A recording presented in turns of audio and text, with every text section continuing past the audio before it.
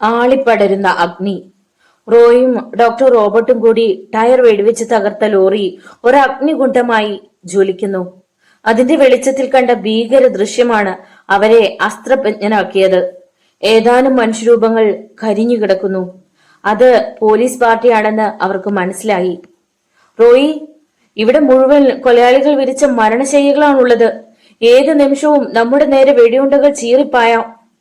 സംസാരിക്കാനുള്ള ശക്തി വീണ്ടും കിട്ടിയപ്പോൾ അവിടെ തന്നെ കുത്തിയിരുന്നു കൊണ്ട് റോബർട്ട് പറഞ്ഞു, ഇനിയിപ്പോ എന്താണ് ചെയ്യേണ്ടതെന്ന് എനിക്ക് നിശ്ചയമില്ല ഡോക്ടർ. വിപതി ധൈര്യം ഒരിക്കലും കൈവിടിയാത്ത റോയും ആ സമയം അപ്സെറ്റായി പോയി. അദ്ദേഹം തുടർന്നു, ഒരുപക്ഷെ ഭരണകൂടത്തെ പോലും തകിടം മറിക്കാൻ കഴിവുള്ള വൻ ശക്തിയായിരിക്കും ഇതിന്റെ പിന്നിലുള്ളത്. ഈ ശവമാന്തികൾ നമുക്ക് ഭീഷണി മാത്രമല്ല, ഡിപ്പാർട്ട്മെന്റിന് നികത്താനാവാത്ത നഷ്ടം കൂടി വരുത്തി വെച്ചിരിക്കുന്നു. അതെ, ഈ പോലീസ് ഉദ്യോഗസ്ഥന്മാര് അവരുടെ ബലിയാടുകളായി. ഡോക്ടർ റോബർട്ട് പറഞ്ഞുകൊണ്ട് എഴുന്നേറ്റു. അവർ രണ്ടുപേരും കൂടി തീയുടെ അടുത്തേക്ക് കുറച്ചുകൂടി അടുത്തു. കത്തിക്കരിയുന്ന മനുഷ്യ മാംസത്തിന്റെയും അസ്ഥികൂടത്തിന്റെയും മനം മടുപ്പിക്കുന്ന ഗന്ധം അവരുടെ കാലുകളെ പിന്നോട്ട് വലിച്ചു. ഒരു തരത്തിലും അവർക്ക് അതിനടുത്ത് ചെല്ലാൻ കഴിഞ്ഞില്ല. ദുർഗന്ധത്തിനു പുറമെ തീജ്വാലയുടെ ചൂടും അസഹനീയമായിരുന്നു. എങ്ങനെയും നമുക്ക് ഈ ലോറിയുടെ അപ്പുറത്ത് കടക്കണം, റോയി ശബ്ദം താഴ്ത്തി പറഞ്ഞു. ഇനിയിപ്പോ ഏതെങ്കിലും ഒരു വണ്ടി മുകളിൽ നിന്ന് വരുമെന്ന് കരുതണ്ട. അതിനുള്ള മാർഗം അടഞ്ഞു കഴിഞ്ഞിരിക്കുന്നു. ഏതെങ്കിലും ഒരു വണ്ടി താഴെ നിന്ന് വന്നാൽ അവരെ തിരിച്ചു കൊണ്ടുപോയേക്കാൻ കഴിയും. പക്ഷേ ഇങ്ങനെ തീ ആളുന്നിടത്തുകൂടി എങ്ങനെ മറുവശം കടക്കും? അല്പസമയം ആലോചന നിമഗ്നനായി നിന്നിട്ട് ഡോക്ടർ റോബർട്ട് വാച്ചിലേക്ക് നോക്കിയിട്ട് തുടർന്നു. മറ്റൊരു വണ്ടി പ്രതീക്ഷിച്ചിട്ടിനി വലിയ കാര്യമൊന്നുമില്ല. സമയം 5:10 താങ്കൾ വയർലെസ് മുഖേന അടുത്ത പോലീസ് സ്റ്റേഷനുമായി ബന്ധപ്പെടൂ. തൽക്കാലം എവിടെ നിന്നും പോയി പറ്റാൻ മറ്റു മാർഗമൊന്നും എന്റെ ബുദ്ധിമണ്ഡലത്തിൽ തെളിയുന്നില്ല. തൊട്ടടുത്ത സ്റ്റേഷനിലെ ഇൻസ്പെക്ടറും പോലീസുകാരുമാണ് ഈ കരിഞ്ഞു കിടക്കുന്നത്. റോയുടെ സ്വരം ദുഃഖം കൊണ്ട് തളർന്നിരുന്നു. ഞാനാണ് ഇവർക്ക് ഈ അന്ത്യം വരുത്തി വെച്ചത്. ഇതിന് പ്രതികാരം ചെയ്യാൻ കഴിയുന്നത് വരെ ഒരു മനുഷ്യനായിരിക്കാൻ എനിക്ക് അർഹതയില്ല. വികാരം കൊണ്ടിട്ട് കാര്യമില്ല റോയി, ഡോക്ടർ ശാന്തസ്വരത്തിൽ പറഞ്ഞു. മനുഷ്യനുണ്ടായ കാലം മുതൽ ആക്രമണങ്ങളും ഉണ്ടായി. ശാസ്ത്രത്തിന്റെ പുരോഗതി അനുസരിച്ച് അതിന്റെ മാർഗങ്ങൾ ശാസ്ത്രീയവും പുതുമ നിറഞ്ഞതുമായി തീരുന്നു. എന്നും കുറെ നീതിമാന്മാർ രക്തസാക്ഷികളായിക്കൊണ്ടിരിക്കും. എങ്ങനെയും ഇവരെ കെണിയിലാക്കാനുള്ള വല ബുദ്ധിപൂർവം വിരിക്കാൻ ശ്രമിക്കാം. അതാണിപ്പോൾ കരണീയം. റോയി അതിനുത്തരം ഒന്നും പറഞ്ഞില്ല. അദ്ദേഹം കിഴക്കോട്ട് നോക്കി. ചക്രവാളത്തിൽ വെള്ളിരേഖകൾ വീണു തുടങ്ങിയിരിക്കുന്നു. ഇരുട്ടെന്ന മഹാരാക്ഷസന്റെ പൈശാചികമായ അധികാരത്തെ ചോദ്യം ചെയ്തുകൊണ്ട് വെളിച്ചം കടന്നു വരാനുള്ള ആരംഭമാണ്. ഇനിയിപ്പോൾ ഒരാപത് ചിന്തയ്ക്ക് കാര്യമില്ലെന്ന് അദ്ദേഹത്തിന് ഉറപ്പായി. പക്ഷേ അപകടമല്ല തന്റെ പ്രശ്നം. കൈക്കുള്ളിൽ അമർന്ന സാക്ഷികളും തെളിവുകളും തന്നെ വിഡ്ഢിയാക്കിക്കൊണ്ട് നശിപ്പിക്കപ്പെട്ടിരിക്കുന്നു. സിഗാർ ലൈറ്റിന്റെ ആ ബട്ടൺ അമർത്തിയ ശേഷം ചുണ്ടോടടുപ്പിച്ചു. അനേകം മൈലുകൾ അകലെയുള്ള പോലീസ് ചീഫുമായി അദ്ദേഹം ഇലക്ട്രോണിക് വയർലെസ് മുഖേന ബന്ധപ്പെട്ടു. പ്രഭാതത്തിലെ കുളിർമയുള്ള സുഷുപ്തിയിൽ നിന്നുണർന്ന ചീഫിന് ആ ദുരന്ത വാർത്ത കേട്ടപ്പോൾ ഉൾക്കിടലമാണുണ്ടായത്. സാഹസികനായ റോയ് എന്ന കുറ്റാന്വേഷണ ഉദ്യോഗസ്ഥനെ ഒന്നിനു പുറകെ ഒന്നായി കബളിപ്പിച്ചുകൊണ്ട് രക്ഷപ്പെടുന്ന ഈ ഭീകരപ്രവർത്തകർ രാജ്യത്തെ കുട്ടിച്ചോറാക്കുമെന്ന് അദ്ദേഹം ഭയപ്പെട്ടു. നിമിഷം കൊണ്ട് അദ്ദേഹം വിയർപ്പിൽ കുളിച്ചു. വയർലെസ് സന്ദേശം എത്തേണ്ടടുത്ത് എത്തിക്കഴിഞ്ഞപ്പോൾ റോയി ഒരു സിഗരറ്റ് കൊളുത്തി. കഴിയുന്നതും താമസിയാതെ പോലീസ് പാർട്ടി സ്ഥലത്തെത്തുമെന്ന സമാശ്വാസം ആ മുഖത്ത് വ്യക്തമായിരുന്നു. എങ്കിലും പരാജയബോധം കൊണ്ടുള്ള അസ്വസ്ഥത കണ്ണുകളിൽ തെളിഞ്ഞു നിന്നിരുന്നു. ഡോക്ടർ അപ്പോഴും ശക്തി കുറഞ്ഞു വരുന്ന തീനാമ്പുകളിൽ ദൃഷ്ടി പതിച്ചു നിന്നു. 10-20 മിനിറ്റുകൾ കഴിഞ്ഞപ്പോൾ തീ കെട്ടു തുടങ്ങി. ലോറി ഒരു വലിയ കൂനയായി തോന്നിച്ചു. അസ്ഥികൾ നീറിക്കരിഞ്ഞുകൊണ്ടിരുന്നു. കാറ്റടിക്കുമ്പോൾ അത് ജ്വലിക്കുകയും മനം മടുപ്പിക്കുന്ന ഗന്ധം പരത്തുകയും ചെയ്തു. കഷ്ടിച്ച് മറുവശത്തേക്ക് കടക്കാമെന്ന് തോന്നിയപ്പോൾ മൂക്ക് പൊത്തിപ്പിടിച്ചുകൊണ്ട് എതിർ സൈഡിലൂടെ അവർ ഓടി. ചൂടിൽ നിന്നും ദുർഗന്ധത്തിൽ നിന്നും മോചനം കിട്ടുന്നത് വരെ അവർ ഓട്ടം നിർത്തിയില്ല. പതിയിരിക്കാൻ ശ്രമിച്ച ഇരുട്ടിന്റെ തരികളെ പോലും ആട്ടിപ്പായിച്ചുകൊണ്ട് എങ്ങും പ്രകാശം പരന്നു. താഴ്വരയിൽ ആങ്ങിങ്ങായി അല്പാൽപ്പം മഞ്ഞിൻ ധൂളികൾ ചിതറിക്കിടന്നിരുന്നു. കാറ്റത്താടുന്ന തെങ്ങിൻ തലപ്പുകൾ അതിനിടയിൽ അവ്യക്തമായി തെളിഞ്ഞു മറിഞ്ഞുകൊണ്ടിരുന്നു. പുലരിയുടെ കാഹളം ഊതിക്കൊണ്ട് കാക്കത്തമ്പുരാട്ടികൾ പറന്നു തുടങ്ങി. ഇനി എനിക്കാവില്ല റോയി, നമുക്ക് ഇവിടെ എവിടെയെങ്കിലും ഇരിക്കാം. ഡോക്ടറുടെ തകർന്ന ശബ്ദം കേട്ട് റോയി പെട്ടെന്ന് നടപ്പു നിർത്തി. അവർ രണ്ടുപേരും അവശരായി കഴിഞ്ഞിരുന്നു. രാത്രിയിലെ കൊടും തണുപ്പും ഉറക്കക്ഷീണവും ശരീരത്തെയും അടിക്കടിക്കുണ്ടായ പരാജയങ്ങൾ മനസ്സിനെയും തകർത്തു കഴിഞ്ഞിരുന്നു. ശരി, ഇനി ഏതു കാലിനെങ്കിലും വരട്ടെ, നമുക്കിവിടെ ഇരിക്കാം. റോയി അത് പറഞ്ഞിട്ട് റോഡ് സൈഡിലുള്ള ഒരു പാറപ്പുറത്ത് കയറിയിരുന്നു. ഡോക്ടറും അദ്ദേഹത്തിന്റെ അടുത്ത് കയറിയിരുന്നിട്ട് ഒരു സിഗരറ്റ് കൊളുത്തി. അവർ രണ്ടുപേരും നിശബ്ദരായിരുന്നു, നിശ്ചലരായിരുന്നു. എങ്കിലും രണ്ടുപേരുടെയും മനസ്സ് ആർത്തലർന്ന സമുദ്രം പോലെ പ്രക്ഷുബ്ധമായിരുന്നു. അലയും ചുഴിയുമുണ്ടായിരുന്നു. ഡോക്ടർ റോബർട്ട് പ്രഗത്ഭനായ ഒരു ഡോക്ടറായിരുന്നെങ്കിലും ഇപ്പോൾ സമർത്ഥനായ ഒരു കുറ്റാന്വേഷണ ഉദ്യോഗസ്ഥനായി തീർന്നിരിക്കുന്നു. മറ്റു പലപ്പോഴും എന്ന പോലെ ഇപ്പോഴും തന്റെ സുഹൃത്തിന്റെ ഒപ്പം ഇറങ്ങിത്തിരിച്ചതാണ്. ഇവിടെ തോൽവി പറ്റിയാൽ തന്റെ സുഹൃത്തിനാണ് കളങ്കമെങ്കിലും അതിനേക്കാൾ തന്നെയാണ് ബാധിക്കുന്നതെന്ന ഭാവമായിരുന്നു അദ്ദേഹത്തിന്. ആ കാത്തിരിപ്പ് 1 മണിക്കൂർ നീണ്ടുനിന്നു. ഏതോ വണ്ടിയുടെ ഇരമ്പൽ കേട്ട് അവർ രണ്ടുപേരും തല ഉയർത്തി നോക്കി. അതൊരു പോലീസ് ജീപ്പായിരുന്നു. ജീപ്പ് അവിടെ മുന്നിൽ വന്നു നിന്നു. അതിൽ നിന്നും ചീഫ് നരേന്ദ്രനാഥും ക്രൈംബ്രാഞ്ച് സൂപ്രണ്ട് ഗോപിനാഥ മേനോനും CI പത്മരാജും ഇറങ്ങി. ആചാര ഉപചാരങ്ങൾക്കൊന്നും അപ്പോഴെവിടെ സ്ഥാനമില്ലായിരുന്നു. ഡോക്ടർ റോബർട്ടും റോയും സാവധാനം പാറപ്പുറത്തു നിന്ന് എഴുന്നേറ്റു. അപ്പോഴേക്കും ഒരു പോലീസ് വാനും അവരുടെ സമീപത്ത് വന്നു നിന്നു. ഒരു ക്രൈംബ്രാഞ്ച് സൈക്കിളും പോലീസ് സബ് ഇൻസ്പെക്ടറും ഏതാനും കോൺസ്റ്റബിൾസും വാനിലുണ്ടായിരുന്നു. നടന്ന സംഭവങ്ങളുടെ ഒരു ഏകദേശ വിവരണം എല്ലാവർക്കുമായി റോയ് നൽകി. അവിടെ നിന്ന് നോക്കിയാൽ അങ്ങ് അകലെ ഒരു കൂനയായി തീർന്നിരിക്കുന്ന ലോറിയുടെ അവശിഷ്ടം അവർക്ക് കാണാമായിരുന്നു. സഹപ്രവർത്തകരെ കിട്ടിയപ്പോൾ റോയ്ക്ക് ഉന്മേഷം വർദ്ധിച്ചു. എല്ലാവരെയും നയിച്ചുകൊണ്ട് അദ്ദേഹം ലോറിയുടെ സമീപത്ത് ചെന്നു. കരിഞ്ഞ അസ്ഥിയുടെ ഗന്ധം സഹിച്ചുകൊണ്ടവർ അതിനടുത്ത് ഏതാനും മിനിറ്റുകൾ ചിലവഴിച്ചു. വളരെയധികം പെട്രോൾ ഉപയോഗിച്ചിരുന്നതുകൊണ്ട് ലോഹമൊഴികെ സകലതും ചാമ്പലായി കഴിഞ്ഞിരുന്നു. FIR തയ്യാറാക്കിയിട്ട് കരിഞ്ഞ മൃതശരീരങ്ങൾ ബന്ധപ്പെട്ട് വാനിൽ കയറ്റി. പെട്രോൾ ഒഴിച്ച് തീ പിടിപ്പിക്കുന്നതിന് മുമ്പ് അവരെ വെടിവെച്ച് വീഴ്ത്തിയതായിരിക്കുമെന്ന സംശയം റോയ്ക്കുണ്ടായിരുന്നു. എന്തായാലും കരിഞ്ഞതെങ്കിലും ആ മൃതശരീരങ്ങൾ പോസ്റ്റ്മോർട്ടം ചെയ്തിട്ട് എന്താണ് ഉണ്ടായതെന്ന് നിശ്ചയിക്കാമെന്ന് അദ്ദേഹം കരുതി. സീനിയർ ഓഫീസർമാരെ മാത്രം കയറ്റിക്കൊണ്ട് റോയും റോബർട്ടും ജീപ്പിൽ തങ്ങളുടെ ജീപ്പ് ബ്ലോക്ക് ചെയ്തിട്ടിരിക്കുന്നിടത്തേക്ക് പോയി. മല പോലെ മറിഞ്ഞു കിടക്കുന്ന കരിമ്പാറയുടെ ഇപ്പുറത്ത് വണ്ടി നിർത്തി അവരിറങ്ങി. ആ പാറ ഡൈനാമിറ്റ് വെച്ച് തകർത്തിട്ടിരിക്കുകയായിരുന്നു. തങ്ങളുടെ ജീപ്പ് അവിടെ നിന്നും കൊണ്ടുപോകണമെങ്കിൽ ആ പാറ തമരടിച്ച് പൊട്ടിച്ചു മാറ്റാതെ സാധ്യമല്ലെന്ന് ബോധ്യമായ അവർ തിരിച്ചു വന്നു. വാനിൽ വന്ന ഒരു SIയെയും 5 കോൺസ്റ്റബിളിനെയും ലോറിയുടെയും ജീപ്പിന്റെയും അടുത്തായി നിർത്തി. അടുത്ത പ്രദേശത്ത് എവിടെയെങ്കിലും നിന്ന് ആളെ വിളിച്ച് കല്ല് പൊട്ടിച്ചു മാറ്റി ജീപ്പ് കൊണ്ടുവരാൻ നിർദ്ദേശിച്ചിട്ട് മറ്റുള്ളവർ തിരിച്ചു പോന്നു. ഇന്നിനി പൂർണ്ണ വിശ്രമം ആവശ്യമാണെന്ന് പറഞ്ഞുകൊണ്ട് ഡോക്ടർ റോബർട്ട് അപ്പോൾ തന്നെ വീട്ടിലേക്ക് പോയി. റോയി ഹോട്ടലിൽ നിന്ന് ലഞ്ച് കഴിച്ചിട്ട് ചീഫിനോടൊപ്പം സ്റ്റേഷനിലേക്ക് ചെന്നു. തലേന്ന് പിടികൂടിയ 4 പേരിൽ നിന്നും യാതൊരു വിവരവും കിട്ടുന്നില്ലെന്ന് നരേന്ദ്രനാഥ് പറഞ്ഞിരുന്നു. റോയി എത്രയൊക്കെ ചോദിച്ചിട്ടും ഉത്തരം പറയാൻ അവർ കൂട്ടാക്കിയില്ല. ഇവരെ വേണ്ട വിധത്തിൽ പിന്നീട് ചോദ്യം ചെയ്യാമെന്ന് ഉറച്ചുകൊണ്ട് അദ്ദേഹം വീട്ടിലേക്ക് തിരിച്ചു. ഒരു കുളിയും അല്പസമയത്തെ വിശ്രമവും അത്യാവശ്യമായി അദ്ദേഹത്തിന് തോന്നി. ഇനി മുതൽ പകലുറക്കവും രാത്രി ജോലിയുമാണ് ചെയ്യേണ്ടതെന്ന് റോയ് കരുതി. ഇതിനു മുമ്പും ചില കേസുകളിൽ ആ തത്വം പ്രായോഗികതയിൽ വരുത്തേണ്ടി വന്നിട്ടുണ്ട്. ഇപ്പോൾ ശവമാന്തികളുടെ പിന്നാലെ പോകാനും രാത്രിയാണ് പറ്റിയ സമയം. ആ ചിന്തയോടെ റോയി കിടക്കയിൽ കയറി കടന്നു. വിവിധങ്ങളായ ചിന്തകൾ മനസ്സിനെ മതിച്ചുകൊണ്ടിരുന്നെങ്കിലും ശരീരത്തിന്റെ ക്ഷീണക്കൂടുതൽ കൊണ്ട് വളരെ പെട്ടെന്ന് അദ്ദേഹം ഉറങ്ങിപ്പോയി. ഫോൺ ബെല്ലിന്റെ തുടരെയുള്ള ശബ്ദം കേട്ടുകൊണ്ടാണ് റോയി ഉണർന്നത്. അപ്പോൾ മുറിയിൽ ഇരുട്ട് വ്യാപിച്ചിരുന്നു. മണിക്കൂറുകളോളം താൻ ഉറക്കത്തിലായിരുന്നുവല്ലോ എന്ന ചിന്തയോടെ അദ്ദേഹം വാച്ചിലേക്ക് നോക്കി. റേഡിയം പിടിപ്പിച്ച അതിന്റെ ഡയൽ തിളങ്ങി.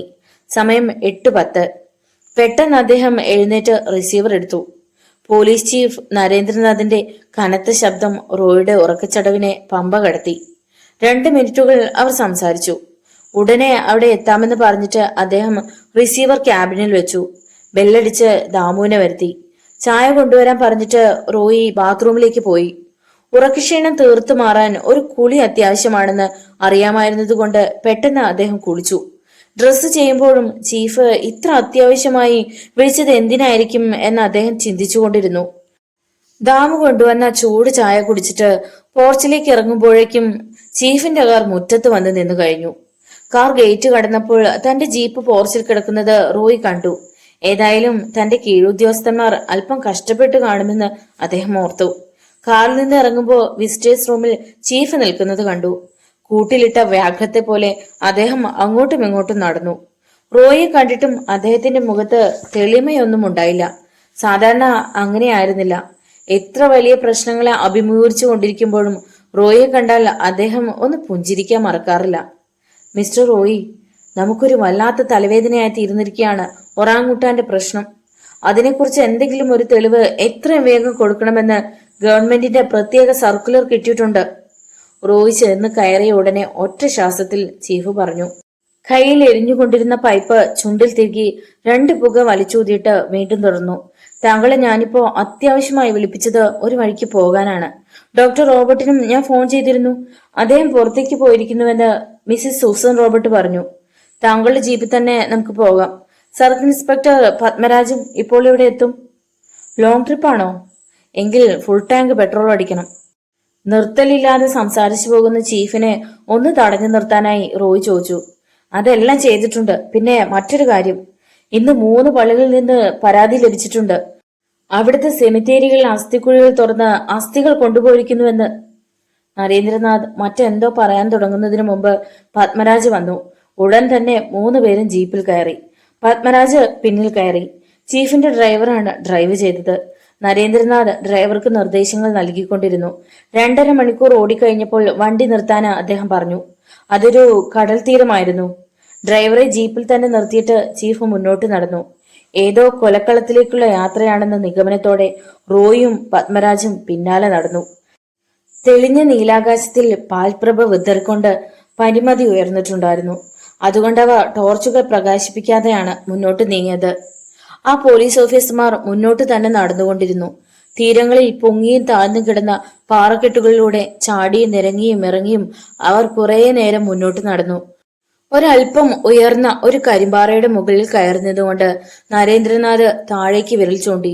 ഒന്നും മനസ്സിലാകാത്തതുപോലെ റോയും പത്മരാജും മിഴിച്ചു നോക്കി. ആ കിടക്കുന്നത് എന്താണെന്ന് നിങ്ങൾ തലപോയിക്കണ്ട, മനുഷ്യമാംസം തന്നെ. ചീഫിന്റെ ശബ്ദം വല്ലാതെ പതറിയിരുന്നു. അദ്ദേഹം ഒന്ന് ചുമച്ച് കണ്ഠശുദ്ധി വരുത്തി. കയ്യിലിരുന്ന 3 ബാറ്ററി ടോർച്ച് താഴേക്ക് പ്രകാശിപ്പിച്ചുകൊണ്ട് തുറന്നു. ഇങ്ങനെയൊന്നും ഇവിടെ കാണുമെന്നറിഞ്ഞിട്ടും അത് വിശ്വസിക്കാൻ എനിക്ക് കഴിഞ്ഞില്ല. ആരോ എന്നെ കബളിപ്പിക്കാൻ ശ്രമിച്ചതായിരിക്കുമെന്നേ ഞാൻ ഉദ്ദേശിച്ചുള്ളൂ. സർ, എങ്ങും തൊടാതെ ഇങ്ങനെ പോയാൽ എങ്ങനാ? എന്താണ് ഉണ്ടായതെന്ന് വ്യക്തമാക്കൂ. തന്റെ മേലുദ്യോഗസ്ഥനാണെങ്കിലും ആ വളച്ചു നീട്ടൽ റോയ്ക്ക് ഇഷ്ടപ്പെട്ടില്ല. ഉള്ളിൽ തോന്നുന്നത് അപ്പോൾ പറയുക എന്നുള്ള കാര്യത്തിൽ അദ്ദേഹം ഒരിക്കലും മുഖം നോക്കാറുമില്ല. ഞാൻ താങ്കൾക്ക് ഫോൺ ചെയ്യുന്നതിന് ഏതാനും മിനിറ്റുകൾക്ക് മുമ്പ് എനിക്കൊരു ഫോൺ സന്ദേശം കിട്ടി. നരേന്ദ്രനാഥ് ഒന്ന് നിർത്തിയിട്ട് ചുറ്റുപാടും ടോർച്ച് പ്രകാശിപ്പിച്ചു നോക്കി. എന്നിട്ട് പറഞ്ഞു, ഈ ഭാഗത്ത് മനുഷ്യമാംസം കുന്നുകൂടി കിടക്കുന്നുവെന്നാണ് അറിയിച്ചത്. സംസാരിച്ചത് ആരാണെന്ന് വ്യക്തമാക്കിയില്ല. അതൊരു കെണിയാണോ എന്നാണ് ഞാൻ ആദ്യം സംശയിച്ചത്. അങ്ങനെയാണെങ്കിൽ ആ ഫോൺ കോൾ മിസ്റ്റർ റോയ്ക്കാണ് കിട്ടേണ്ടത്. ഞാൻ അവരുടെ ശത്രുവായി ഇതേവരെ തീർന്നില്ലല്ലോ. സാർ, ഈ വിവരം നേരത്തെ സൂചിപ്പിച്ചതേയില്ല. റോയി വീണ്ടും ഇടയ്ക്കു കയറി ചോദിച്ചു. ഇതൊരു തട്ടിപ്പായിരിക്കും. നാളെ നോക്കിയാൽ മതിയെന്ന് താങ്കൾ തീർത്തു പറഞ്ഞാൽ എനിക്ക് നിർബന്ധിക്കാനാവില്ലല്ലോ. മാത്രമല്ല, യാത്രയിൽ അല്പം ജിജ്ഞാസ നിലനിൽക്കട്ടെ എന്നും ഞാൻ കരുതി. ഇവിടെ വന്നിട്ട് വെറുതെ പോകാമെന്ന് ഞാൻ കരുതിയുള്ളൂ താനും. ചീഫിന്റെ ആ മറുപടിയിൽ റോയ്ക്ക് തീരെ തൃപ്തി തോന്നിയില്ല. എങ്കിലും ഇപ്പോൾ എന്തെങ്കിലും പറയുന്നത് ഉചിതമായിരിക്കില്ലെന്ന് കരുതി അദ്ദേഹം നിശബ്ദനായതേയുള്ളൂ. അവൻ സാവധാനം പാറക്കിടിയിലൂടെ ഇറങ്ങി. കുന്നുപോലെ കൂടിക്കിടക്കുന്ന പച്ചമാംസത്തിൽ നിന്നും വല്ലാത്ത ദുർഗന്ധം ഉയർന്നുണ്ടായിരുന്നു. എതിർവശത്തു നിന്നും കാറ്റടിക്കുമ്പോൾ ആ ഗന്ധം അസഹനീയമായി തോന്നി. ഈ രാത്രിയിൽ നമ്മൾ ഇവിടെ നിന്നിട്ട് എന്തെങ്കിലും നേടാനാവുമെന്ന് എനിക്ക് തോന്നുന്നില്ല, റോയി മൂക്ക് പൊത്തിപ്പിടിച്ചുകൊണ്ട് പറഞ്ഞു. തൽക്കാലം നമുക്ക് തിരികെ പോകാം. ഏറ്റവും അടുത്ത പോലീസ് സ്റ്റേഷനിൽ വിവരം അറിയിക്കാം. അവർ രാവിലെ വന്ന് മഹസർ തയ്യാറാക്കി ഒരു കേസ് രജിസ്റ്റർ ചെയ്യട്ടെ. കഴിയുന്നതും രാവിലെ ഞാൻ ഇവിടെ വന്ന് ഈ ചുറ്റുപാടുകളൊന്ന് പഠിക്കാം. റോയുടെ അഭിപ്രായത്തോട് നരേന്ദ്രനാഥിന് യോജിക്കാതിരിക്കാൻ കഴിഞ്ഞില്ല. അതുകൊണ്ട് എതിരൊന്നും പറയാതെ അദ്ദേഹം പിൻവാങ്ങി. അവർ തിരിച്ചു പോന്നു. ജീപ്പിലിരിക്കുമ്പോൾ ഫോൺ ചെയ്ത അജ്ഞാതൻ ആരായിരിക്കുമെന്ന് അദ്ദേഹം ചിന്തിച്ചു. പോലീസുമായി ബന്ധപ്പെട്ട് സമയം നഷ്ടപ്പെടുത്തേണ്ടെന്ന് കരുതിയ ഏതെങ്കിലും ബുദ്ധിമാനായിരിക്കാം അത്.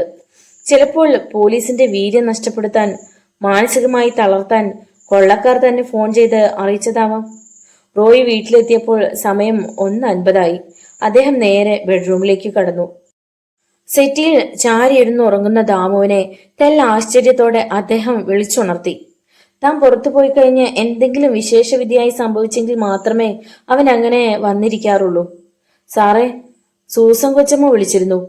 ഉറക്കത്തിൽ നിന്നും ഞെട്ടിപ്പടഞ്ഞെണീച്ചതേ അവൻ മുഖവരെ ഒന്നും കൂടാതെ പറഞ്ഞു. സാറ് ഏത് സമയത്ത് വന്നാലും അപ്പോൾ തന്നെ അവിടെ ചെല്ലണമെന്ന് പറഞ്ഞു. കാര്യം എന്താണെന്ന് വല്ലത് സൂചിപ്പിച്ചോ? ഞാൻ ചോദിച്ചിട്ട് ഒന്നും പറഞ്ഞില്ല. എപ്പോഴാണ് വിളിച്ചത്? ഞങ്ങൾ സംസാരിച്ചുകൊണ്ട് നിൽക്കുമ്പോ 12 അടിച്ചു. നീ പോയി കിടന്നുറങ്ങിക്കോളൂ. അദ്ദേഹം അവനെ പറഞ്ഞു വിട്ടിട്ട് ഫോണിനടുത്തേക്ക് നീങ്ങി. മിസ്സിസ് സൂസനെ വിളിച്ച് സംസാരിക്കണമെന്ന ഉദ്ദേശത്തോടെ റിസീവർ കയ്യിലെടുത്തു. പെട്ടെന്ന് അദ്ദേഹം ചിന്താഭഗ്നനായി. എന്തെങ്കിലും അടിയന്തര കാര്യമില്ലെങ്കിൽ അവർ ചെല്ലാൻ ആവശ്യപ്പെടില്ല. ഇപ്പോൾ ഫോണിലൂടെ സംസാരിച്ചാൽ അത് ആരെങ്കിലും ചോർത്തിയെടുത്തെന്ന് വരും. മനസ്സിലാക്കാൻ കഴിഞ്ഞിടത്തോളം അതും അതിനപ്പുറവും കഴിവുള്ളവരാണ് ഇവിടെ കുഴപ്പങ്ങൾ ഉണ്ടാക്കിക്കൊണ്ടിരിക്കുന്നത്. തൽക്കാലം ഒരാൾമാറാട്ടം അത്യാവശ്യമാണെന്ന് റോയ്ക്ക് തോന്നി. പെട്ടെന്ന് അദ്ദേഹം ഡ്രസ്സിംഗ് റൂമിൽ കടന്നു. 10 മിനിറ്റുകൾക്കകം ദീക്ഷ വളർത്തിയ ഒരു വൈദികനായി പുറത്തു വന്നു. പ്രച്ഛന്നവേഷം ധരിക്കൽ അദ്ദേഹത്തിന്റെ ഒരു ഹോബിയാണ്. ആ പ്രദേശത്തുള്ളവർക്കെല്ലാം തന്റെ ജീപ്പ് സ്ഥിരപരിചിതമായിരുന്നതുകൊണ്ട് അദ്ദേഹം ബൈക്കിലാണ് ഡോക്ടറുടെ വസതിയിലേക്ക് കുതിച്ചത്. പോർച്ചിൽ ബൈക്ക് നിർത്തിയിട്ട് റോയി കോളിംബെല്ലിൽ വിരലമർത്തി. ഒട്ടും തന്നെ കാത്തു നിൽക്കേണ്ടി വന്നില്ല. പെട്ടെന്ന് വാതിൽ തുറന്ന് സൂസൻ പ്രത്യക്ഷപ്പെട്ടു. അപരിചിതനായ ആ വൈദികനെ കണ്ട് അവർ കൈകൂപ്പി. അവരുടെ പെരുമാറ്റം കണ്ടപ്പോൾ അദ്ദേഹത്തിന്റെ ഉള്ളിൽ ചിരി പൊട്ടി. എങ്കിലും തൊട്ടു മുമ്പുള്ള സമയത്ത് പോലും അവർ കരയുകയായിരുന്നുവെന്ന് കവിളിലൂടെ ഒലിച്ചിറങ്ങിയിരിക്കുന്ന കണ്ണീര് കണ്ടപ്പോൾ മനസ്സിലാക്കിയ റോയിക്ക് ചിരിക്കാൻ കഴിഞ്ഞില്ല. അദ്ദേഹത്തിന്റെ മുഖം വിവരണമായി. ഡോക്ടറെ അന്വേഷിച്ചാണ് വന്നതെങ്കിൽ അദ്ദേഹം ഇവിടെ ഇല്ല. മിസ്സിസ് സൂസൻ കൂടുതൽ പറയാൻ കഴിയാതെ നിന്ന് വിഷമിച്ചു. ഞാൻ ഡോക്ടർ റോയിയാണ് ചേച്ചി. അത്യാവശ്യമായി ഒന്ന് വേഷം മാറിയെന്ന് മാത്രം. എന്താണ് ഉണ്ടായത്? ചേച്ചി എന്തിനാണ് കരഞ്ഞത്? ഓ റോയ്, നിങ്ങളിങ്ങനെ വേഷം മാറുമെന്ന് ഞാൻ അറിഞ്ഞോ? അത്ഭുതവും അതിലേറെ സന്തോഷവും അവരുടെ മുഖത്ത് മിന്നിമറഞ്ഞു. അവർ വാതിലിൽ നിന്നും ഒഴിഞ്ഞു നിന്നുകൊണ്ട് തുടർന്നു. താങ്കളായിരിക്കുമെന്ന് കരുതിയാണ് ഞാൻ വന്ന് വാതിൽ തുറന്നത്.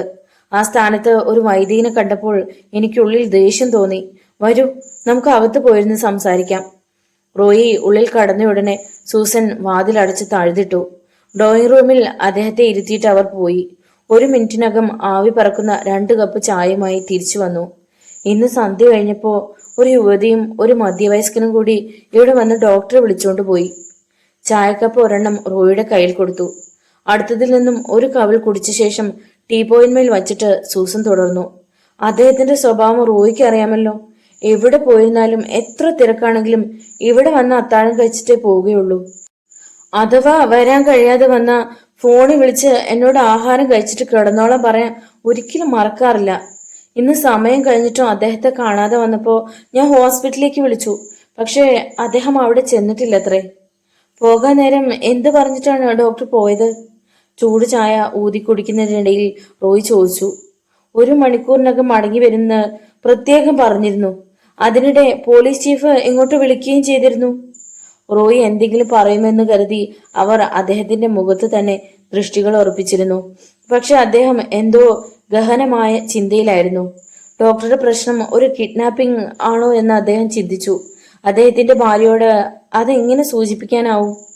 താങ്കൾ എന്താണ് ഒന്നും മിണ്ടാത്തത്? അദ്ദേഹത്തിന് എന്തോ ആപത്ത് നേരിട്ടിട്ടുണ്ട് എന്നെന്റെ മനസ്സ് വിളിച്ചു പറയുന്നു. റോയുടെ നിശബ്ദത സൂസനെ പരിഭ്രാന്തയാക്കി. അവരിപ്പോൾ പൊട്ടിക്കരയുമെന്ന് അദ്ദേഹത്തിന് തോന്നി. ചേച്ചി, സമാധാനമായിരിക്കൂ. അദ്ദേഹം സമർത്ഥനും വിദഗ്ധനുമായ ഒരു ഡോക്ടറാണ്. അദ്ദേഹത്തെ ആരും ഒന്നും ചെയ്യില്ല. ചായക്കപ്പ് ടീപോയിൽ വെച്ച് വട്ടം കറക്കിക്കൊണ്ട് റോയി സാവധാനം തുടർന്നു. 2 ദിവസം മുമ്പ് അദ്ദേഹം രാത്രിയിലൊരു ടൂർ പോയത് ഓർക്കുന്നുണ്ടല്ലോ. അതുപോലെ പെട്ടെന്ന് എന്തെങ്കിലും ഒരു പരിപാടിയുമായി പോയതായിരിക്കും എന്നാണ് എന്റെ നിഗമനം.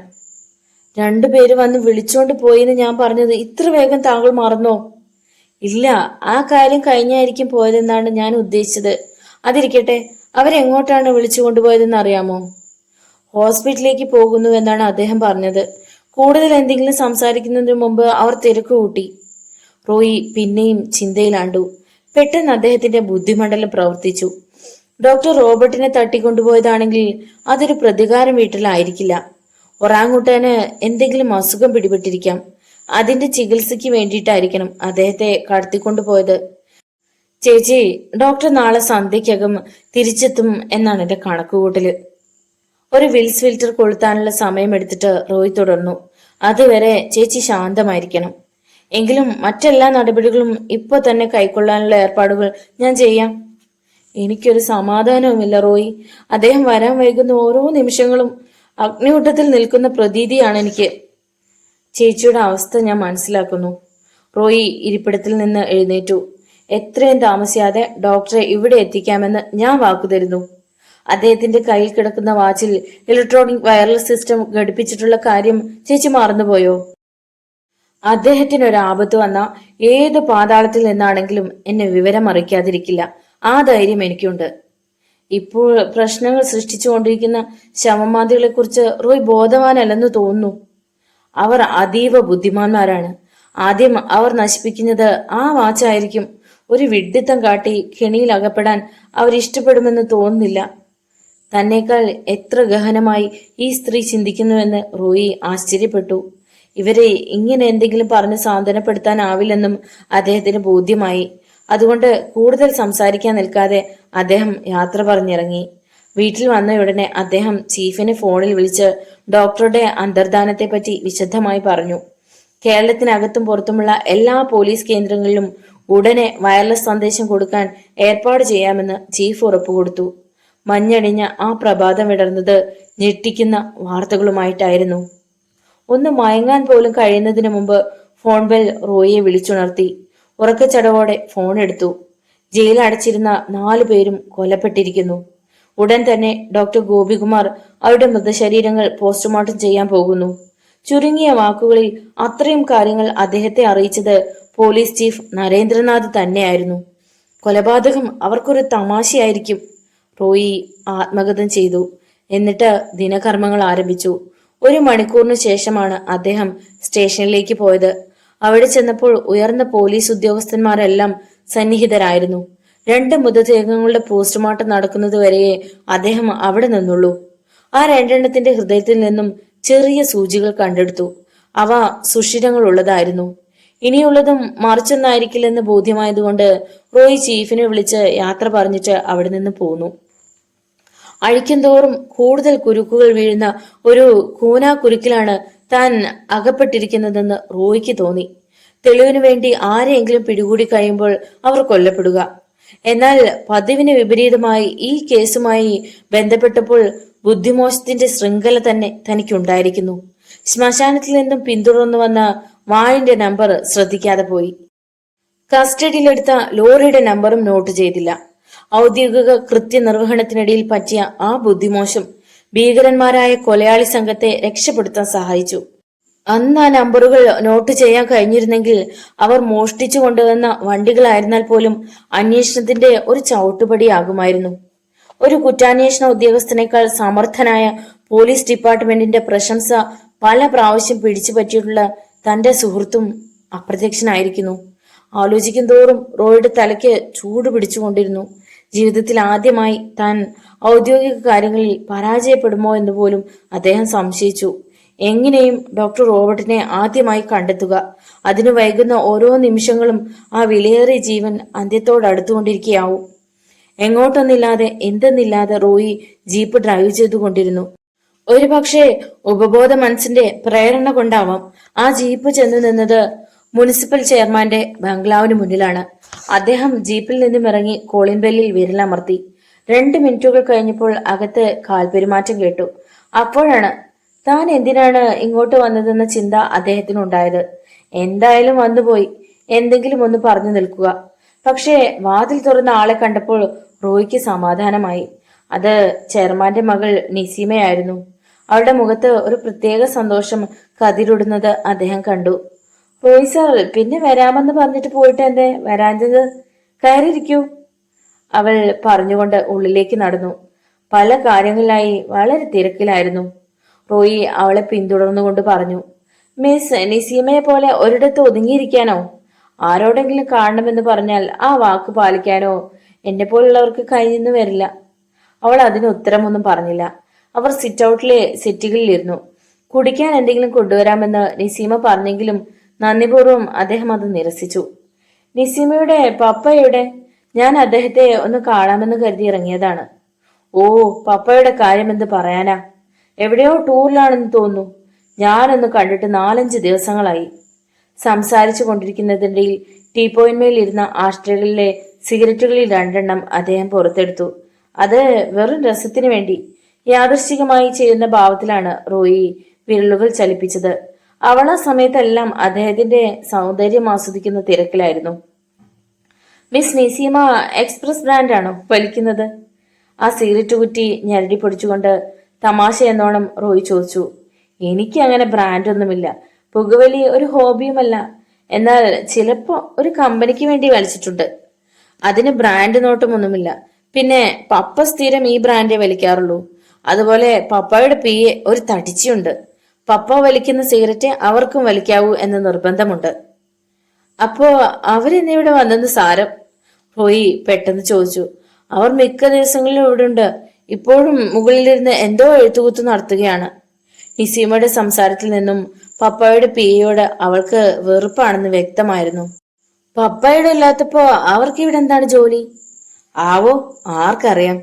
പപ്പയുടെ പ്രൈവറ്റ് മുറിയിൽ ചെന്ന് കയറിയാൽ പോകുന്നവരെ പുറത്തേക്ക് ഇറങ്ങാറില്ല. ആ മുറിയിൽ മറ്റാർക്കും, എനിക്ക് പോലും പ്രവേശനമില്ല. അല്ലെങ്കിൽ തന്നെ അവളൊരു പൊങ്ങച്ചക്കാരിയാണ്. കെട്ടിക്കേറി ലോഹ്യം കൂടേണ്ട കാര്യമില്ലല്ലോ. അവരുടെ പേരെന്താണ്? എന്തായാലും എനിക്ക് അവരെ ഒന്ന് പരിചയപ്പെടണം. നമുക്ക് മുകളിലേക്ക് പോകാം.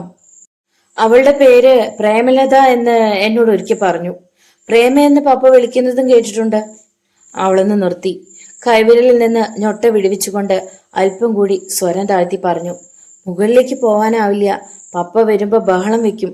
ഇത്രയും കാര്യങ്ങൾ പറഞ്ഞത് തന്നെ താങ്കളോട് എനിക്ക് എന്തോ ഒരു പ്രത്യേകത തോന്നിയതുകൊണ്ടാണ്. അത് പറഞ്ഞപ്പോൾ അവളുടെ മുഖം ലജ്ജ കൊണ്ട് കുനിഞ്ഞു. ഈ പാവം പെൺകുട്ടിയുടെ മനസ്സിൽ പ്രേമത്തിന്റെ നാമ്പിട്ട് കഴിഞ്ഞുവെന്ന് റോയി മനസ്സിലാക്കി. ഞാനൊരു ക്രൈം ബ്രാഞ്ച് ഓഫീസറാണ്. ആധികാരികമായി എനിക്ക് ഒരാളെ കാണണമെന്ന് വന്നാൽ അത് തടയാനാവില്ലല്ലോ.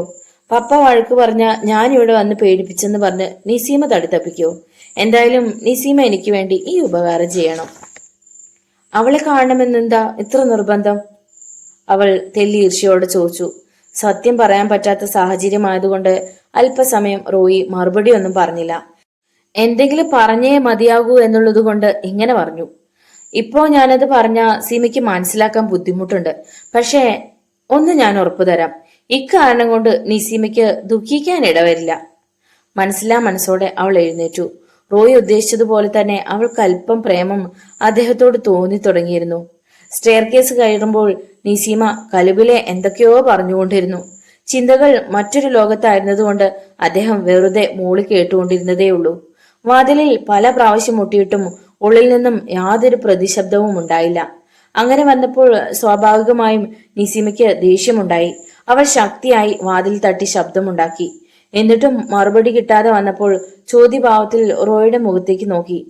ഒരു പക്ഷേ അവൾ പുറത്തേക്ക് പോയി കാണും. നിസീമ അത് കണ്ടിരിക്കില്ല. ഒരിക്കലുമില്ല. അവൾ ഇങ്ങോട്ട് പോന്നിട്ട് കഷ്ടിച്ച് 1/2 മണിക്കൂറേ ആയിട്ടുള്ളൂ. അതിനുശേഷം ഞാനെങ്ങും പോയിട്ടില്ല. അപ്സ്റ്റെയറിൽ നിന്നും അവൾ താഴേക്ക് ഇറങ്ങിയിട്ടേയില്ല. അത്രയും കേട്ടപ്പോൾ റോയി പിന്നിലേക്ക് അല്പം മാറി. നിസീമയ്ക്ക് എതിർക്കാൻ കഴിയുന്നതിന് മുമ്പ് അദ്ദേഹം വാതിലിൽ ആഞ്ഞു ചവിട്ടി. കൊളുത്ത് ബലവത്തായിരുന്നെങ്കിലും ശക്തിയായ ആ പ്രഹരമേറ്റ് തീർച്ചുപോയി. വാതിൽപ്പാളികൾ മലർക്കി തുറന്നു. ഇപ്രാവശ്യം നിസീമ പരുങ്ങലിലായി. അവൾ അത്ര തന്റേടത്തോടെ പറഞ്ഞിരുന്നതാണ്.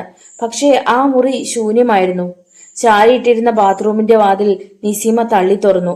അതിനുള്ളിലും ആരുമില്ലായിരുന്നു. റോയി ബാത്റൂമിൽ കയറി. ഒരു ഷെൽഫിൽ ടോയ്ലറ്റ് സാധനങ്ങൾ നിരത്തിയിരിക്കുന്നു. 3 അടി നീളമുള്ള നിലക്കണ്ണാടി ഭിത്തിയിൽ സ്ഥാപിച്ചിട്ടുണ്ട്. നിരീക്ഷണ പാടവമുള്ള അദ്ദേഹത്തിന്റെ മിഴികൾ ആ മുറിയുടെ ഓരോ ഇഞ്ചും പരിശോധിച്ചു. നിസീമെ, ഞാൻ പിന്നീട് വരാം. ഏതാനും ദിവസങ്ങൾ കൂടി ഞാൻ അല്പം തിരക്കിലായിരിക്കും. സ്റ്റെയർ കേസ് ഇറങ്ങുമ്പോൾ റോയി പറഞ്ഞു. വൈകിട്ട് ഞാൻ പാർക്കിൽ വരാം. കാണാൻ പറ്റുമോ? പെൺകുട്ടിക്ക് പ്രേമം കലശലായെന്ന് അദ്ദേഹത്തിന് ഉറപ്പായി. സോറി, ഞാൻ പാർക്കിൽ പോകാറില്ല. ഇനി അവിടെ ഇരുന്ന് സംസാരിച്ച് സമയം നഷ്ടപ്പെടുത്താനാവില്ല എന്ന് അദ്ദേഹത്തിന് അറിയാമായിരുന്നതുകൊണ്ട് റോയ് പെട്ടെന്ന് യാത്ര പറഞ്ഞു. പിന്നീട് അദ്ദേഹം പോയത് തലേന്ന് രാത്രിയിൽ ചീഫ് കൂട്ടിക്കൊണ്ടുപോയ കടൽ തീരത്തേക്കാണ്. വണ്ടി ഓടിച്ചുകൊണ്ടിരുന്നപ്പോൾ ചെയർമാന്റെ സ്റ്റെനോയെ പരിചയപ്പെടാനുള്ള മാർഗത്തെപ്പറ്റി അദ്ദേഹം ആലോചിച്ചുകൊണ്ടിരുന്നു. റോഡിൽ ജീപ്പ് നിർത്തിയിട്ട് റോയി പാറക്കെട്ടുകൾ താണ്ടി ലക്ഷ്യത്തിലേക്ക് നടന്നു. സ്ഥലം കൃത്യമായും അദ്ദേഹത്തിന്റെ മനസ്സിലുണ്ടായിരുന്നു. അവിടെ എത്തിയപ്പോൾ അദ്ദേഹത്തിന്റെ ആശ്ചര്യം ഇരട്ടിച്ചു. രാത്രിയിൽ കുന്നുപോലെ കൂടിക്കിടന്നിരുന്നിടത്ത് ഒരു ചെറിയ തുണ്ട് മാംസം പോലും കാണാനില്ലായിരുന്നു. എങ്കിലും അങ്ങനെയൊന്ന് അവിടെ ഇട്ടിരുന്നതിന്റെ അടയാളമായി രക്തക്കറ പാറകളിൽ ഉണങ്ങിപ്പിടിച്ചിരുന്നു. രാത്രിയിൽ കണ്ട മാംസകഷ്ണങ്ങൾ മുഴുവൻ സമുദ്രത്തിലെ മത്സ്യങ്ങൾക്ക് ഭക്ഷണമായി തീർന്നിട്ടുണ്ടെന്ന് അദ്ദേഹം കണക്കുകൂട്ടി. ആ പാറക്കൂട്ടങ്ങൾക്കിടയിലൂടെ ഏകദേശം 1 മണിക്കൂറോളം റോയി നടന്നു. വിശേഷവിധിയായി എന്തെങ്കിലും ഒന്ന് കണ്ടെത്താൻ അദ്ദേഹത്തിന് കഴിഞ്ഞില്ല. തിരിച്ചു പോരുവാൻ വേണ്ടി തിരിഞ്ഞതാണ്.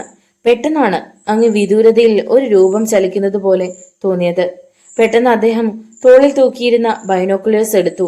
ഒരു മനുഷ്യൻ പാറക്കൂട്ടങ്ങൾക്കിടയിൽ എന്തോ പരതുന്നു. ആഴക്കടലിന്റെ അഗാധതയിൽ മുങ്ങിച്ചാകാൻ തുടങ്ങുന്ന ഒരാൾക്ക് അപ്രതീക്ഷിതമായി ഒരു കൊതുമ്പുവെള്ളം ലഭിച്ച ആഹ്ലാദത്തോടെ റോയി ആ രൂപത്തെ ലക്ഷ്യമാക്കി നീങ്ങി. കുന്നും കുഴിയും താണ്ടുമ്പോൾ ചിലപ്പോഴൊക്കെ അയാളുടെ ദൃഷ്ടിപഥത്തിൽ നിന്നും മറഞ്ഞുകൊണ്ടിരുന്നു. ഒരിടത്ത് നിന്ന് അയാൾ എന്താണ് ചെയ്യുന്നതെന്ന് ശ്രദ്ധിക്കാൻ അദ്ദേഹം സമയം കളഞ്ഞില്ല. കുറെ ഓടിക്കഴിഞ്ഞ് ഒരു പാറക്കെട്ടിന് മുകളിൽ കയറി നിന്ന് കൊണ്ട് അദ്ദേഹം നോക്കി. അയാൾ അപ്രത്യക്ഷനായിരിക്കുന്നു. വീണ്ടും ബൈനോക്കുലേഴ്സ് ഉപയോഗിച്ച് അവിടെ മാകെ പരതി. നിരാശയായിരുന്നു ഫലം. വീട്ടിൽ തിരിച്ചെത്തിയപ്പോൾ അന്നത്തെ പോസ്റ്റിൽ വന്ന ഒരു രജിസ്റ്റർ കത്ത് ദാമു ഒപ്പിട്ട് വാങ്ങിച്ചു വെച്ചിരുന്നു. കൈപ്പട കണ്ടപ്പോൾ തന്നെ അത് തന്റെ പ്രിയപ്പെട്ടവൾ ബോംബെയിൽ നിന്നും അയച്ചതാണെന്ന് മനസ്സിലായി. ആ കത്ത് തന്നെ ആദ്യം പൊട്ടിച്ചു. പ്രിയപ്പെട്ട റോയ്, എന്റെ യാത്ര സുഖമായിരുന്നു. അങ്ങ് ഒരു വലിയ പ്രതിസന്ധിയെ നേരിട്ടുകൊണ്ടിരുന്നപ്പോഴാണല്ലോ ഞാൻ പോകുന്നത്. ഈ ചുരുങ്ങിയ ദിവസം കൊണ്ട് ഒരു കാര്യം ഞാൻ മനസ്സിലാക്കി. ഇവിടെ ഒരു കമ്പനി മനുഷ്യന്റെ അസ്ഥി വിലക്കെടുക്കുന്നുണ്ട്. കേരളത്തിൽ നിന്നും ഞാൻ ഈ കത്തെഴുതുന്ന ദിവസം 10 ടൺ അസ്ഥികൾ ഒരു പത്തേമാരിയിൽ ഇവിടെ കൊണ്ടുവന്നിട്ടുണ്ട്. ആ കമ്പനി മാനേജറുടെ ഭാര്യ എന്റെ ഏറ്റവും അടുത്തൊരു സുഹൃത്താണ്. അടുത്ത ദിവസം തന്നെ അവിടെ നിന്നും ഒരു ട്രിപ്പ് കൂടി വന്നേക്കുമെന്നും അവളിൽ നിന്നും അറിഞ്ഞു. കേരളത്തിൽ നിന്നും ഇത് കയറ്റി അയക്കുന്നത് ആരാണെന്ന് കണ്ടുപിടിക്കാൻ കഴിഞ്ഞാൽ നമ്മൾ വിജയിച്ചു. ഇനി പിന്നീട് എഴുതാം. സ്നേഹപൂർവം, സ്വന്തം ഡെയ്സി. സമയം 6 കഴിഞ്ഞു. കത്ത് മടക്കി പോക്കറ്റിൽ വെച്ചുകൊണ്ട് അദ്ദേഹം ജീപ്പിൽ കയറി. അതിനു മുമ്പേ കാഷായ വസ്ത്രധാരിയായ ഒരു യോഗിയുടെ വേഷം ധരിക്കാനും ദീക്ഷയുടെ ടോപ്പ് വെക്കാനും റോയി മറന്നില്ല. ആ യാത്രയുടെ ലക്ഷ്യം പാർക്കായിരുന്നു. ഗേറ്റിന് വെളിയിൽ ജീപ്പ് നിർത്തിയിട്ട് അദ്ദേഹം ഉള്ളിൽ കടന്നു.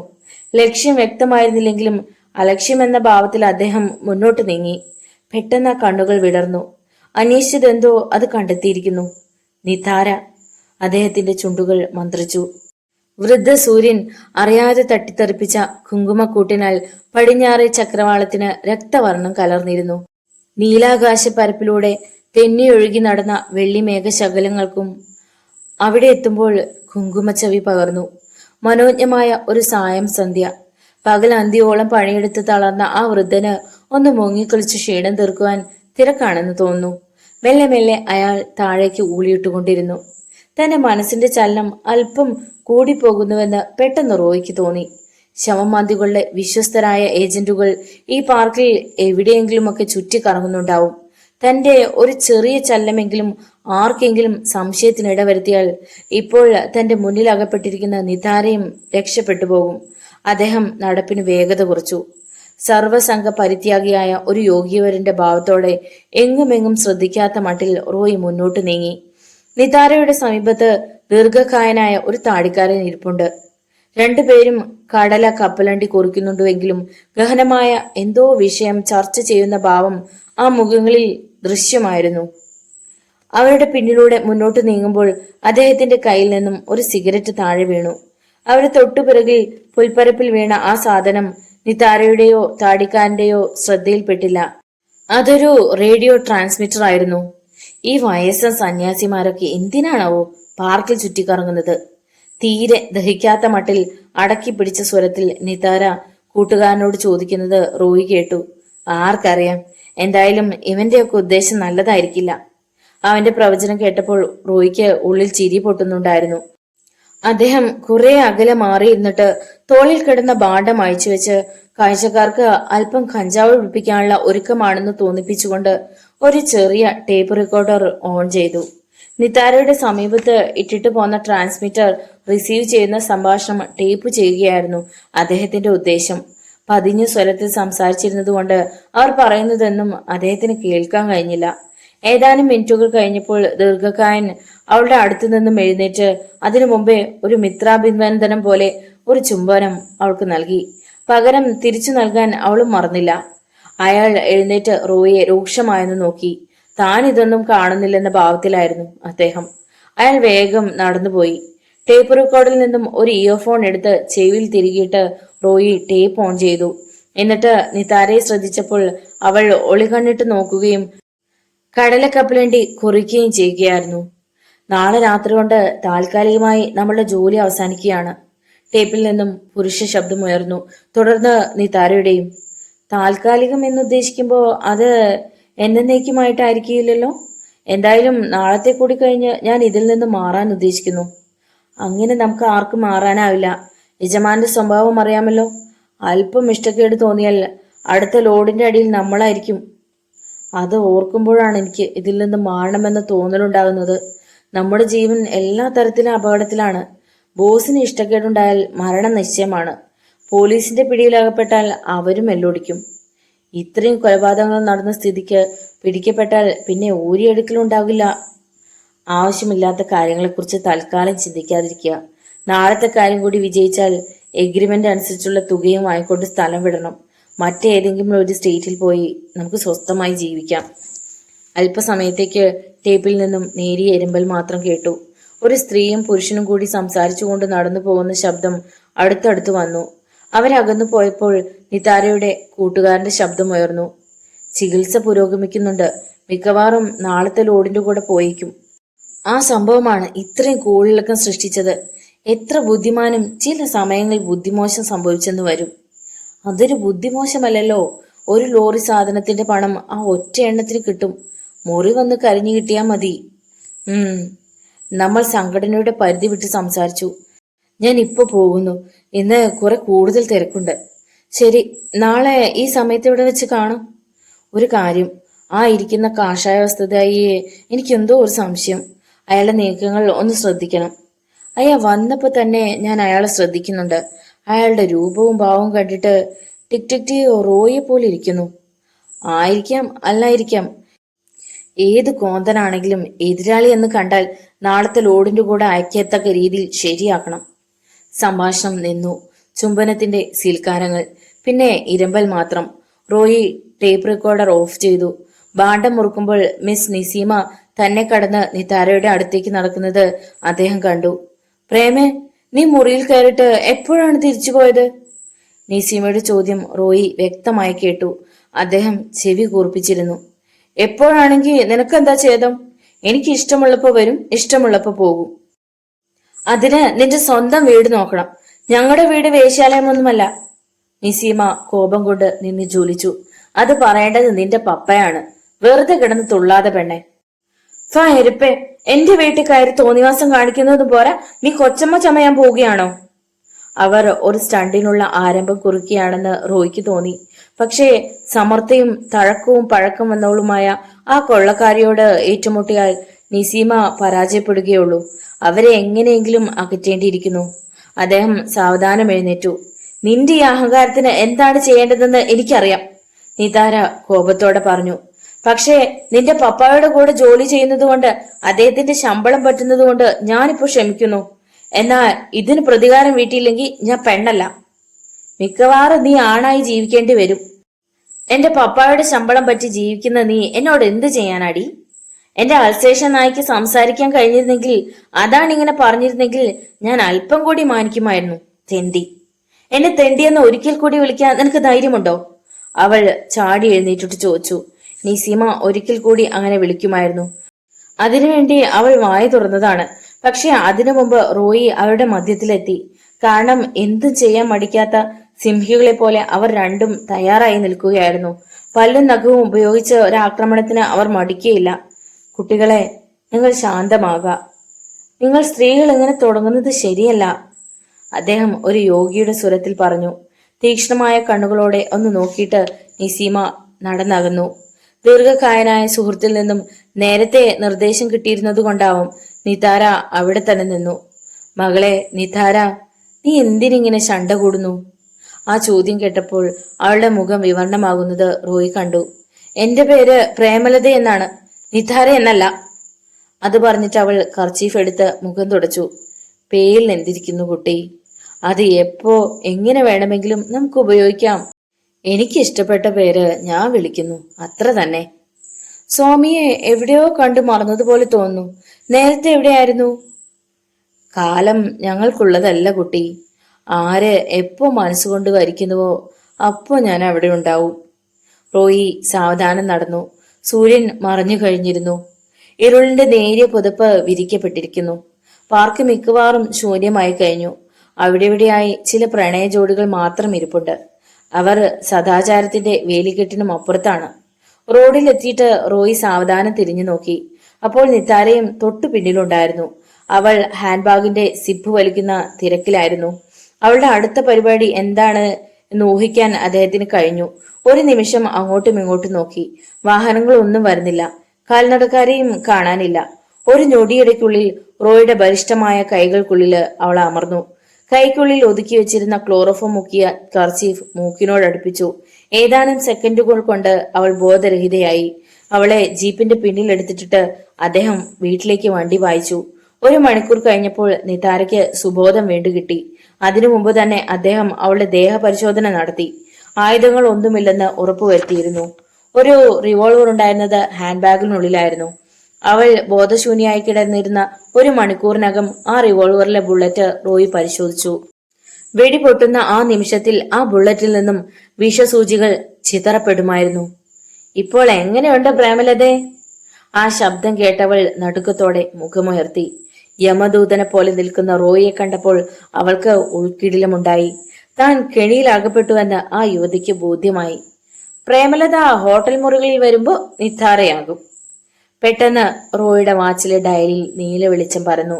അദ്ദേഹം വാച്ച് ചെവിയോടടുപ്പിച്ചു. റോയ്, ഞാൻ അപകടത്തിലാണ്. എവിടെയാണെന്നോ ഏത് വഴിയിലൂടെ എവിടെ എത്തിയെന്നോ എനിക്കൊരു ഊഹവുമില്ല. പക്ഷേ നമ്മൾ തേടി നടക്കുന്ന ഒറാങ്ങുട്ടാൻ ഇവിടെയുണ്ട്. പെട്ടെന്ന് ശബ്ദം നിലച്ചു. ആരോ ആ മുറിയിൽ കടന്നു വന്നതാവുമെന്ന് റോയ്ക്ക് മനസ്സിലായി. വാച്ചിലേക്ക് നോക്കിയപ്പോൾ ഡയലിന്റെ പ്രകാശം മാറി സാധാരണ നിലയിലായി. പെണ്ണെ, കളിയെടുക്കാതെ ചോദിക്കുന്നത് സത്യമായ മറുപടി തന്നാൽ നിന്റെ ആരോഗ്യത്തിന് നല്ലതായിരിക്കും. ഡോക്ടർ റോബർട്ടിനെ എവിടെയാണ് തടവിലിട്ടിരിക്കുന്നത്? അങ്ങനെ ഒരാളെ എനിക്കറിയില്ല. പറഞ്ഞു തീർന്നതും അവളുടെ കവിളിൽ റോയുടെ കനത്ത കൈ പതിഞ്ഞതും ഒന്നിച്ചായിരുന്നു. നിതാരയുടെ കണ്ണിൽ നിന്നും പൊന്നീച്ച പറന്നു. അത്ര ശക്തമായ ഒരു പ്രഹരം ഒരിക്കലും അവൾ പ്രതീക്ഷിച്ചിരുന്നില്ല. നിന്നെ പോലുള്ളവരോട് ഞാൻ സാമാന്യ മര്യാദ പോലും കാണിക്കുകയില്ല. എനിക്ക് അറിയേണ്ട കാര്യങ്ങൾ നിനക്കറിയാവുന്നത് പറയാത്ത പക്ഷം നിന്റെ ജീവനോടെ ഞാൻ തിരിച്ചുവിടില്ല. നിന്റെ കൈയും കാലും മുറിച്ച് മുറിവിൽ ഉപ്പരച്ച് തേച്ച് ഒരാഴ്ച ഇരുട്ടുമുറിയിൽ തള്ളും. അവസാനം നിന്നെ അറബിക്കടലിന്റെ അഗാധതയിൽ വലിച്ചെറിയും. വികാര വിക്ഷോഭം കൊണ്ടിട്ട് എന്ന പോലെ ഒറ്റ ശ്വാസത്തിൽ റോയി പറഞ്ഞു തീർത്തു. എന്നിട്ട് അവളുടെ മുഖത്തേക്ക് തുറച്ചു നോക്കി. പറയൂ, ഡോക്ടർ റോബർട്ടിനെ എവിടെയാണ് ഒളിച്ചു വെച്ചിരിക്കുന്നത്? ബോസിന്റെ കസ്റ്റഡിയിലാണ്. പക്ഷേ അത് എവിടെയാണെന്ന് എനിക്ക് അറിയില്ല. ആരാണ് നിന്റെ ബോസ്? ബോസിനെ നേരിൽ കണ്ടിട്ടുള്ളവരാരുമില്ല. എനിക്കറിയില്ല. ഞങ്ങൾക്ക് ആജ്ഞകൾ മാത്രമേ ലഭിക്കാറുള്ളൂ. നീ ഇനിയും അടിമേടിക്കും. ഒരു പരിധി കഴിഞ്ഞ ചെന്നായേക്കാൾ ഞാൻ ക്രൂരനാണ്. സ്വരം ഉയർത്തിക്കൊണ്ട് റോയ് പറഞ്ഞു. നിന്റെ ബോസ് ആരാണെന്ന് ഞാൻ തന്നെ പറയാം. Municipal chairman. നിങ്ങളുടെ രഹസ്യ താവളത്തിലേക്കുള്ള വഴി നീ ഇരിക്കുന്ന പ്രൈവറ്റ് മുറിയിലൂടെ പോകുന്നു. ശരിയാണോ? അവളുടെ ഉള്ളിലുണർന്ന ഞെട്ടൽ മുഖത്ത് വ്യക്തമായി തെളിയുന്നത് റോയ് കണ്ടു. ഇല്ല, എനിക്കൊന്നും അറിയില്ല. വേണമെങ്കിൽ എന്നെ കൊന്നോളൂ. എന്നാലും എനിക്കൊന്നും അറിയില്ല. മിടുക്കി. നിന്നെ എന്താണ് ചെയ്യാൻ പോകുന്നതെന്ന് ഇപ്പൊ കാണിച്ചു തരാം. പെട്ടെന്ന് അദ്ദേഹം കോളിമ്പലിൽ വിരലമർത്തി. 2 മിനിറ്റിനകം ദാമു മുറിയിലെത്തി. ആ കസേരയിലേക്ക് ചേർത്ത് വെച്ച് അവളുടെ കൈയും കാലും ബന്ധിക്കൂ, റോയി ആജ്ഞാപിച്ചു. മേശപ്പുറത്ത് കിടന്ന നൈലോൺ കയറും എടുത്തുകൊണ്ട് ദാമു അവളെ സമീപിച്ചു. അവൻ അവളുടെ കയ്യിൽ പിടിച്ചതും അവൾ ആ കൈക്കിട്ട് ഒരു തട്ടു കൊടുത്തു. പെട്ടെന്ന് അവൻ അവളുടെ മൂക്കും മൂഞ്ചിയും അടച്ച് കൈ ചുരുട്ടി ഒരടി പാസാക്കി. അറിയാതെ തന്നെ അവൾ കസേരയിലേക്ക് ചാഞ്ഞുപോയി. എടി പെണ്ണെ, നീ എന്റെ കസ്റ്റഡിയിലുണ്ടെന്ന് എനിക്കും ഈ പയ്യനുമല്ലാതെ ലോകത്ത് ആർക്കും അറിവില്ല. നിന്നെ എന്ത് ചെയ്താലും ജനം അറിയാൻ പോകുന്നില്ല. ഒരു ഭീകരപ്രവർത്തകയായ നിന്നോട് നീതി പുലർത്തുന്ന പ്രശ്നവുമില്ല. അവൾ ഒന്നും മറുപടി പറഞ്ഞില്ല. നിമിഷങ്ങൾക്കകം ദാമു അവളെ ബന്ധിച്ചു. കത്രിക എടുത്തുകൊണ്ട് വരൂ. ആദ്യം ഇവളുടെ മുടി. ഉടനെ തന്നെ മേശ തുറന്ന് ഒരു കത്രിക എടുത്തുകൊണ്ട് വന്നു. അവൾ പ്രതിഷേധ ശബ്ദം ഉയർത്തുന്നതിനു മുമ്പ് തന്നെ അവൻ മുടി മുറിച്ച് താഴെയിട്ടു. ഇനി മഴു. കയ്യ്, കാല്. അവൻ പെട്ടെന്ന് തന്നെ പോയി മഴുവുമായി മടങ്ങി വന്നു. ദാമു അകത്തേക്ക് ചെല്ലുന്നത് കണ്ടപ്പോൾ ഭീതിയോടെ അവൾ വിളിച്ചു പറഞ്ഞു, ഞാൻ സത്യം പറയാൻ സാർ, എന്നെ വെട്ടിമുറിക്കല്ലേ. അവൾ കരച്ചിലിനിടയിലൂടെ വിളിച്ചു പറഞ്ഞു. റോയി ഒന്നും പറയാതെ ഗൗരവം പൂണ്ടു നിന്നതേയുള്ളൂ. അങ്ങ് പറഞ്ഞതെല്ലാം സത്യമാണ്. എന്റെ പ്രൈവറ്റ് മുറിയോട് ചേർന്നുള്ള ബാത്റൂമിലൂടെയാണ് കേന്ദ്രത്തിലേക്കുള്ള വഴി. ബാത്റൂമിലെ നിലക്കണ്ണാടി മാറ്റിയാൽ സ്റ്റെപ്പുകളുണ്ട്. അതിലെ പോയാൽ മതി. കൊള്ളാം, നന്നാകുന്ന ലക്ഷണമുണ്ട്. ഡോക്ടർ റോബർട്ടിനെ എന്തിനാണ് തട്ടിക്കൊണ്ടുപോയത്? അതിനെക്കുറിച്ച് ഏകദേശ രൂപമുണ്ടായിരുന്നിട്ടും അവൾ സത്യം പറയുമോ എന്നറിയാൻ വേണ്ടി റോയ് ചോദിച്ചു. കമ്പിയഴിക്കുള്ളിൽ സൂക്ഷിച്ചിരുന്ന ഒറാങ്ങുട്ടാൻ രക്ഷപ്പെടാൻ ശ്രമിച്ചു. എങ്ങനെയോ ആ സമയം അതിന്റെ തലയിൽ മാരകമായ ഒരു മുറിവുണ്ടായി. അത് രക്ഷപ്പെടാൻ ചിലപ്പോൾ ഓപ്പറേഷൻ വേണ്ടി വന്നേക്കുമെന്ന് തോന്നി. അതുകൊണ്ടാണ് ഡോക്ടർ തട്ടിക്കൊണ്ടുപോയത്. നീ ഇപ്പോൾ പറഞ്ഞ വഴിയെ പോയാൽ കടൽ തീർത്ത് ചെന്നെത്താനും കഴിയുമല്ലേ? ചിലപ്പോൾ ഞാൻ ആ വഴിയിൽ കൂടിയും പോകാറുണ്ട്. ശ്മശാനത്തിൽ നിന്ന് മോഷ്ടിക്കുന്ന അസ്ഥികൾ ബോംബെയിലേക്ക് കയറ്റുമതി ചെയ്യുകയാണല്ലേ? അതെ, ആ ആൾക്കുരങ്ങിനെയും ആ കമ്പനി വിലക്കെടുത്ത് കഴിഞ്ഞിരിക്കുകയാണ്. മിക്കവാറും നാളെ അതിനെ കയറ്റി അയച്ചേക്കും. പരിക്ക് പറ്റിയില്ലായിരുന്നെങ്കിൽ നേരത്തെ കൊണ്ടുപോകുമായിരുന്നു. എല്ലാം അദ്ദേഹം മനസ്സിലാക്കിയെന്ന് ബോധ്യമായതുകൊണ്ട് ഒന്നും മറച്ചുവെക്കാതെ അവൾ എല്ലാം തുറന്നു പറഞ്ഞു. ആ ജന്തുവിനെ ഓപ്പറേറ്റ് ചെയ്തു കഴിഞ്ഞ് ഡോക്ടർ റോബർട്ടിനെ എന്തു ചെയ്യുമായിരുന്നു? ഒരിക്കലും പുറത്തു വിടുമായിരുന്നില്ല. ആ അസ്ഥി കൂടി ബോംബെയിലെത്തുമായിരുന്നു. കൊല്ലപ്പെട്ട മുഴുവൻ പേരുടെയും മാംസം മാറ്റിയിട്ട് അസ്ഥി അയക്കുകയാണ് ഉണ്ടായത്. അസ്ഥികളുടെ ജോയിന്റ് വിട്ടുപോകാതെ മാംസം മാറ്റാനുള്ള ഒരു ആധുനിക മെഷീനും ബോംബെയിൽ നിന്നും ഇവിടെ കൊണ്ടുവന്നിട്ടുണ്ട്. അറിയാനുള്ളത് മുഴുവൻ അറിഞ്ഞു കഴിഞ്ഞപ്പോൾ റോയി കൃതാർത്ഥനായി. അദ്ദേഹം അവൾക്ക് മോർഫിൻ കൊടുത്ത് മയക്കി. ആ മുറിയിൽ തന്നെ ഇട്ട് പൂട്ടി. ആ മുറിയിലേക്കൊരു നോട്ടം വേണമെന്ന് ദാമുവിനോട് നിർദ്ദേശിച്ചിട്ട് അദ്ദേഹം ജീപ്പിൽ കയറി. ലക്ഷ്യം ചീഫിന്റെ വസതിയായിരുന്നു. ഫോണിലൂടെ സംസാരിച്ചാൽ അത് ചോർത്തപ്പെടുമെന്നും രഹസ്യമായി തന്നെ അവശേഷിക്കപ്പെടുമെന്നും ബുദ്ധിമാനായ റോയി കണക്കുകൂട്ടി. ചീഫ്, ഇവിടെ നടന്ന കൊലപാതകങ്ങളുടെയും അസ്ഥിമോഷണങ്ങളുടെയും നേതാവ് ആരാണെന്നും കേന്ദ്രബിന്ദു എവിടെയാണെന്നും ഞാൻ കണ്ടുപിടിച്ചു. ചിന്താക്രാന്തനായിരുന്ന നരേന്ദ്രനാഥിനോട് റോയി വളരെ ലാഘവത്തോടെ പറഞ്ഞു. മൈ ബോയ്, നിങ്ങളത് സാധിച്ചു. സന്തോഷം കൊണ്ട് മതിമറന്ന ചീഫ് ചാടി എഴുന്നേറ്റ് റോയിക്ക് ഷേക്ക് ഹാൻഡ് നൽകി. സാധിച്ചു, പക്ഷേ അത് അവിശ്വസനീയമായി തോന്നാം. കാരണം മുനിസിപ്പൽ ചെയർമാനാണ് ആ സംഘത്തിന്റെ ബോസ്. വാട്ട്? ഈ നാടിന്റെ അഭിമാന സ്തംഭമെന്ന് വിശേഷിക്കപ്പെട്ടിരിക്കുന്ന അദ്ദേഹം കൊള്ളക്കാരുടെയും കൊലപാതകളുടെയും നേതാവെന്നോ? ഇമ്പോസിബിൾ.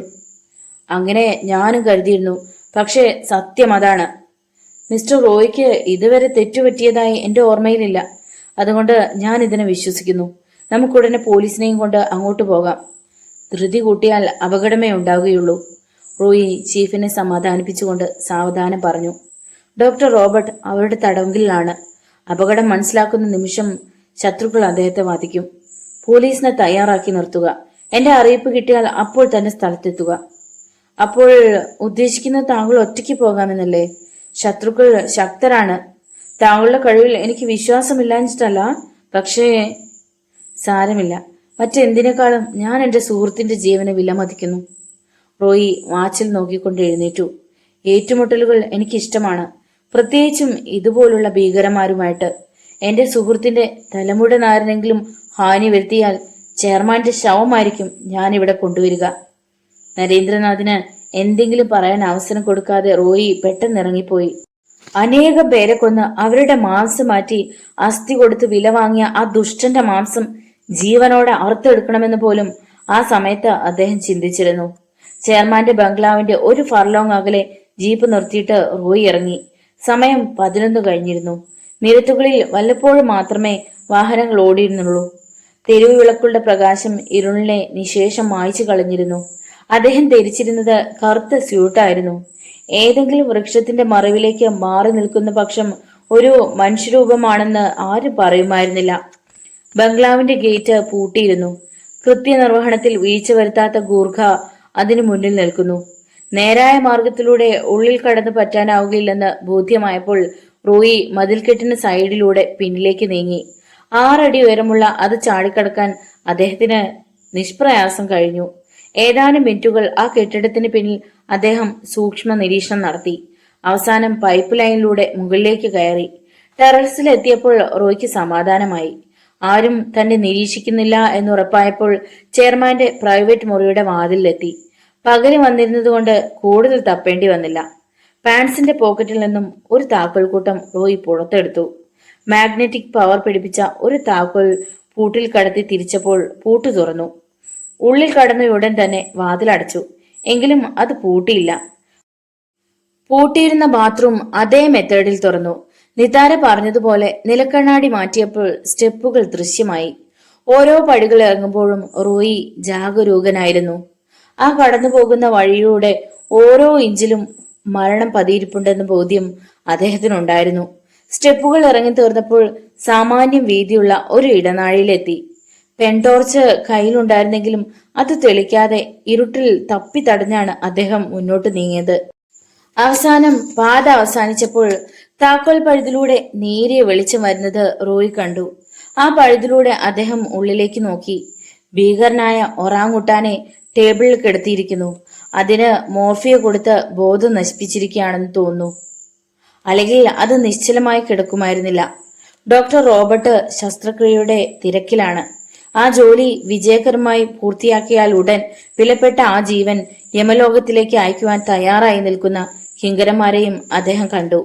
ആ കൂട്ടത്തിൽ പാർക്കിൽ വെച്ച് കണ്ട താടിവാലയും ഉണ്ടായിരുന്നു.